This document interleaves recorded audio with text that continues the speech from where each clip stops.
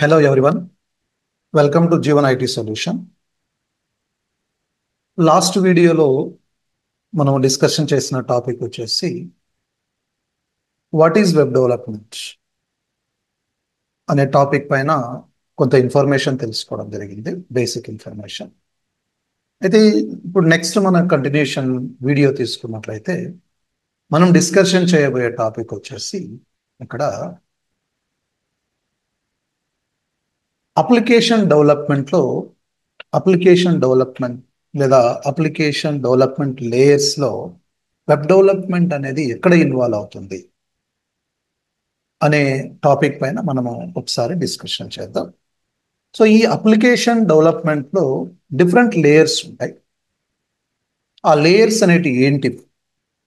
So ఎలా యాక్చువల్గా ఒక అప్లికేషన్ అనేది బిల్డ్ చేస్తారు, వాటి లేయర్స్ ఏంటి? సో ఇక్కడ మనం అబ్జర్వ్ చేస్తే ఇక్కడ ప్లానింగ్ అండ్ ఆర్కిటెక్చర్ అనేది ఒక లేయర్గా మనం చెప్పుకుంటాం. సో ఇందులో కంప్లీట్గా మనకి ఏంటిదంటే we need to plan the application.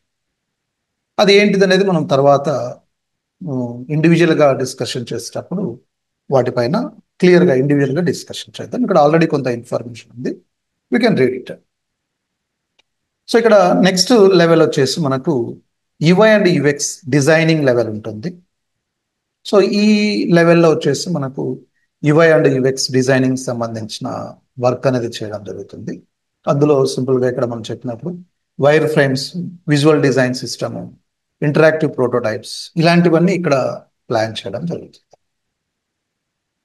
So ఇది సెకండ్ లెవెల్ లేయర్ ఉంటుంది. తర్వాత థర్డ్ లెవెల్లో వచ్చేసి మనకు క్లయింట్ సైడ్ డెవలప్మెంట్ లేదా ఫ్రంట్ ఎండ్ డెవలప్మెంట్ అంటారు. ఇందులో కంప్లీట్గా మనకు బిల్డింగ్ ద యుఐని బిల్డ్ చేయడం జరుగుతుంది. అది హెచ్టిఎంఎల్, సిఎస్ఎస్ మరియు జావా స్క్రిప్ట్ లేదా టైప్ స్క్రిప్ట్ని యూస్ చేసి క్లయింట్ సైడ్ డెవలప్మెంట్ అనేది ఉంటుంది. సో దాన్ని మనం ఫ్రంట్ ఎండ్ డెవలప్మెంట్ అంటాం. సో ఇది తర్వాత థర్డ్ లెవెల్లో మనకు తీసుకోవడం జరుగుతుంది. నెక్స్ట్ తర్వాత లెవెల్ తీసుకున్నట్లయితే సర్వర్ సైడ్ డెవలప్మెంట్ లేదా బ్యాక్ ఎండ్ డెవలప్మెంట్ అనేసి చెప్తాం. సో ఇందులో స్పెషల్గా మనకి ఏంటిదంటే ఈ బిజినెస్ లాజిక్ను బిల్డ్ చేయడము, ఏపీఐస్ను క్రియేట్ చేయడము, ఓకే, తర్వాత అథెంటికేషన్ అండ్ ఆథరైజేషన్ లాంటివి, ఇలాంటి యాక్టివిటీస్ అనేటివి మనము ఈ బ్యాక్ ఎండ్ డెవలప్మెంట్లో చేయడం జరుగుతుంది. సో ఇది బ్యాక్ ఎండ్ డెవలప్మెంట్ అనేది ఇట్స్ అనదర్ లేయర్. తర్వాత నెక్స్ట్ లెవెల్లో మనకి ఏంటిదంటే డేటాబేస్ అండ్ స్టోరేజ్ అనేది ఉంటుంది. సో డేటాబేస్ అండ్ స్టోరేజ్ తీసుకున్నట్లయితే మెయిన్గా మనము డేటాను స్టోర్ చేసుకోవడానికి ఎస్క్యూఎల్ కానివ్వండి, ఇందులో మనకు MySQL, SQL server, post grace SQL, అదేవిధంగా ఈ NoSQL అని ఉంటుంది, MongoDB. సో ఇలాంటి కొన్ని డేటాబేస్ అనేటివి డేటా మెయింటెనెన్స్ గురించి we have to use it. First మనకు అబ్జర్వ్ చేస్తే ప్లానింగ్ అండ్ ఆర్కిటెక్చర్ ఉంటుంది, దాని తర్వాత యుఐ డిజైన్ ఉంటుంది, తర్వాత ఫ్రంట్ ఎండ్ ఉంటుంది, తర్వాత బ్యాక్ ఎండ్ ఉంటుంది, డేటాబేస్.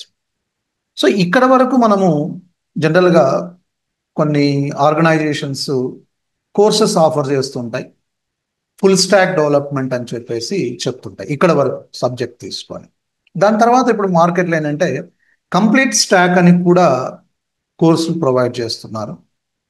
సో ఈ కంప్లీట్ స్టాక్ అనేది ఏమవుతుందంటే front end, back end, database డెవలప్మెంట్తో పాటు అడిషనల్గా అప్లికేషన్కు సంబంధించిన మెయింటెనెన్స్, సో ఇలాంటివన్నీ ఉంటాయి. సో అవి నెక్స్ట్ లెవెల్లో మనకి ఇక్కడ చూడొచ్చు. సో ఫర్ ఎగ్జాంపుల్ మనకి ఇక్కడ డెవాప్స్ అండ్ ఇన్ఫ్రాస్ట్రక్చర్ అని చెప్పేసి ఉంటుంది.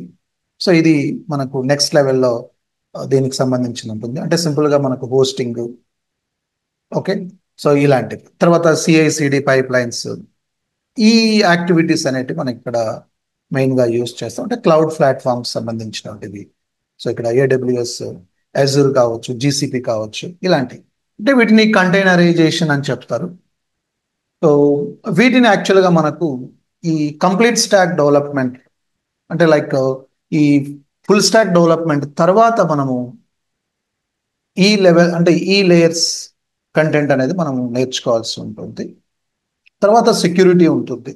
సెక్యూరిటీ మెయింటైన్ చేయడము, దాని తర్వాత టెస్టింగ్ అండ్ క్వాలిటీకి సంబంధించింది అంటే కోడ్ టెస్టింగ్ ఉంటుంది, టెస్ట్ కేసెస్ రాయడము, కోడ్ క్వాలిటీని ఇంప్రూవ్ చేయడము, వీటికి సంబంధించిందంతా మనకు యాక్చువల్గా ఈ టెస్టింగ్ అండ్ క్వాలిటీలో మనం చూడడం జరుగుతుంది. తర్వాత ఈ పర్ఫార్మెన్స్ ఆప్టిమైజేషన్ కూడా అంటే అప్లికేషన్కి సంబంధించిన పర్ఫార్మెన్స్ను మేనేజ్ చేయడానికి కావాల్సిన డిఫరెంట్ టెక్నిక్స్, వాటికి సంబంధించిన యాక్టివిటీస్ అనేటివి మనకి ఇక్కడ పర్ఫార్మెన్స్ అండ్ ఈ ఆప్టిమైజేషన్లో చూడడం జరుగుతుంది. తర్వాత next content and CMS activity అనేది కూడా ఉంటుంది.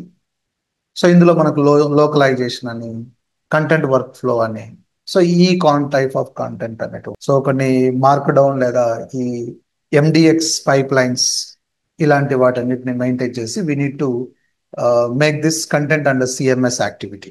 ఈ యాక్టివిటీస్ అనేటివి మనం జనరల్గా చేయడం జరుగుతుంది. తర్వాత నెక్స్ట్ వన్ తీసుకున్నట్లయితే మనకు ఈ అనలిటిక్స్ తర్వాత ఎక్స్పెరిమెంటేషన్ అనేది ఒక టైప్ ఆఫ్ యాక్టివిటీ ఉంటుంది. దీని ద్వారా ఈవెంట్ ట్రాకింగ్ కావచ్చు, ఈ ఫన్నల్స్ కావచ్చు, తర్వాత ఫీచర్ ఫ్లాగ్స్ని క్రియేట్ చేయడం కావచ్చు. సో ఇలాంటి యాక్టివిటీస్ అనే ఫీడ్బ్యాక్ లూపింగ్స్ని తీసుకోవడం కావచ్చు. ఈ యాక్టివిటీస్ అనేటివి ఇందులో అనాలిసిస్ అండ్ ఈ ఎక్స్పెరిమెంటేషన్ అనే ఈ కాన్సెప్ట్లో మనకు మెయింటైన్ చేయడం జరుగుతుంది. సో దిస్ ఇస్ తర్వాత మెయింటెనెన్స్ అండ్ ఇటరేషన్ అని ఉంటుంది. అంటే ఇందులో మెయింటెనెన్స్ అండ్ ఇటరేషన్లో మెయిన్గా మనకు బగ్ ఫిక్సింగ్ కావచ్చు, ఓకే, తర్వాత వచ్చేసి మనకు ఈ డిపెండెన్సీస్ అప్డేట్స్ చేయడానికి సంబంధించినట్టు కావచ్చు, డాక్యుమెంటేషన్ క్రియేట్ చేయడానికి కావచ్చు, ఫ్యూచర్ రిలీజ్ సంబంధించినట్టు ఏమన్నా ఉంటాయి. ఇలాంటి యాక్టివిటీస్ అనేవి కంప్లీట్గా ఈ మెయింటెనెన్స్ అండ్ ఇటరేషన్లో మనకు చేయడం జరుగుతుంది. సో ఇలా డిఫరెంట్ లెవెల్స్లో ఒక అప్లికేషన్ బిల్డింగ్ అనేది జరుగుతుంది. సో ఇవి జనరల్గా ఏంటంటే మనకు అప్లికేషన్ డెవలప్మెంట్లో ఉంటే డిఫరెంట్ లేయర్స్ అన్నమాట. సో మీరు కంప్లీట్గా ప్రతి లేయర్లో మీరు ఇన్వాల్వ్ అవ్వాలంటే కంప్లీట్ స్టాక్ అనేది మీకు ఐడియా ఉండాలి. సో ఇది ఒక అప్లికేషన్కి సంబంధించిన డిఫరెంట్ లేయర్స్ సంబంధించిన ఇన్ఫర్మేషన్. Thank you.